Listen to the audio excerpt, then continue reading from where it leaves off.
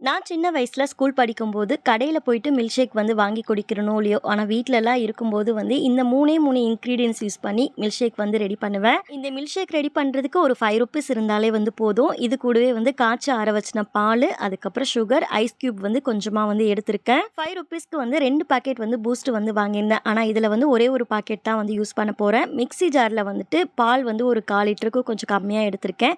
அது கூடவே வந்து ஒரு பாக்கெட் பூஸ்ட் வந்து ஆட் பண்ணிட்டு தேவையான அளவுக்கு சுகரும் ஆட் பண்ணிக்கலாம். இந்த 3 இன்கிரீடியன்ட்ஸ் இருந்தாலே வந்து போதும். மிக்ஸில பல்ஸ் மோட்ல விட்டு எடுத்தோம் அப்படின்னா மில்க் ஷேக் வந்து ரெடி ஆயிரும். லாஸ்டா கொஞ்சமா மேல வந்து பூஸ்ட் வந்து தூவிருக்கேன். அவ்வளவுதான். ஐஸ் கியூப் வந்து தேவைப்பட்டுச்சு அப்படின்னா ஆட் பண்ணிக்கலாம். நான் வந்து பால் வந்து சில்லுன்னு இருக்கு அப்படிங்கறதால ஐஸ் கியூப் வந்து ஆட் பண்ணல. இது மாதிரி சின்ன வயசுல சமைக்க தெரியாத டைம்லலாம் வந்து புதுசா ஏதாவது ட்ரை பண்ணி வீட்ல வந்து பாராட்டு வாங்கியிருந்தீங்க அப்படின்னா கமெண்ட் பண்ணுங்க. கமெண்ட்ஸ்லாம் படிக்கும் போதே இன்ட்ரெஸ்டா இருக்கும்.